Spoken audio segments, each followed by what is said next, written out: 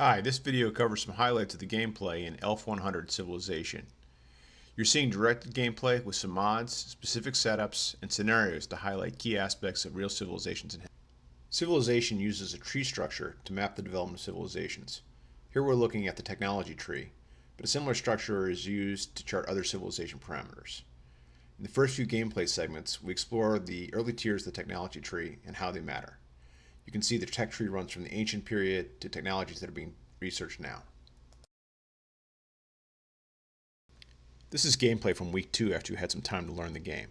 In this scenario, you, as the Assyrians in yellow, have developed archery, enabling the archer unit, and mining and bronze working, which enables spearmen. These are relatively advanced units for this early stage of the game, and they're operating in a combined arms approach with the general.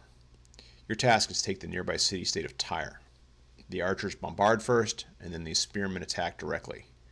In this case, the attack fails. This is what a battle looks like in Civilization.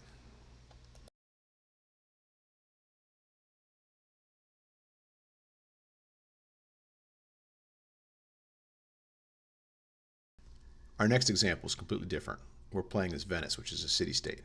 That means you can't expand by conquest or by building new cities. Venice has, however, bought off Wittenberg and installed a puppet government.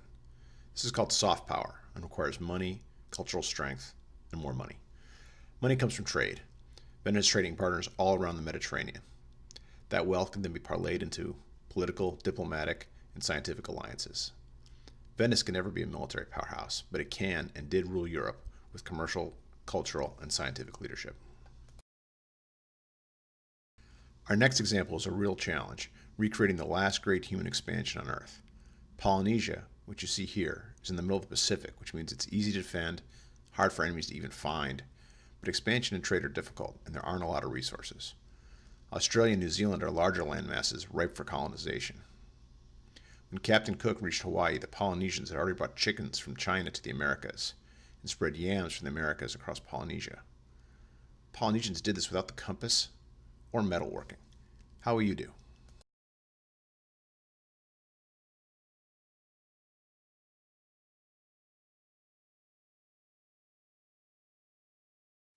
In the second half of ELF 100, we go back to warmongering, with the biggest warmonger of all, Genghis Khan, in the historical scenario, Rise of the Mongols.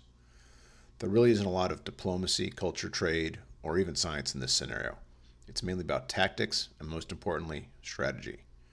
In this example, we're mid-game, and you can see that China's fallen, Japan's intact, and this player has departed from history and invaded India. That's possibly a time-consuming strategic mistake. Persia remains untouched in the distant west. The Silk Road enables fast east-west travel. Are you smarter than Genghis Khan?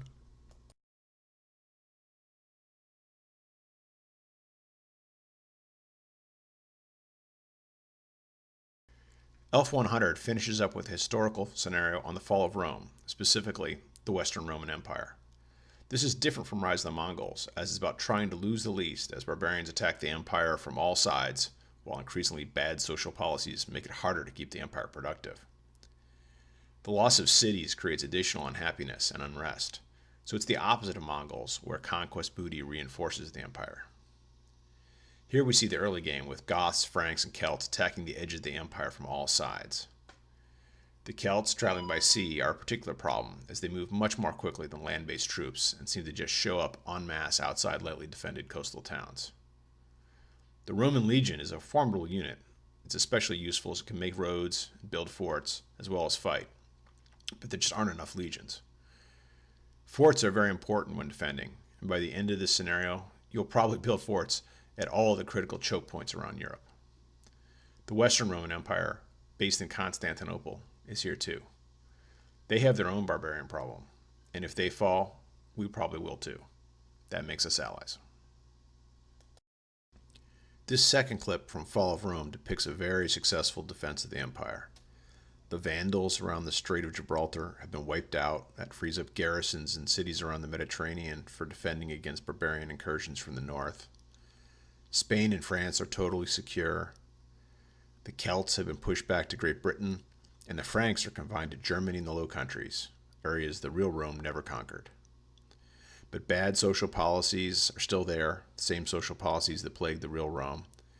but net this is a much better outcome than befell the real Rome.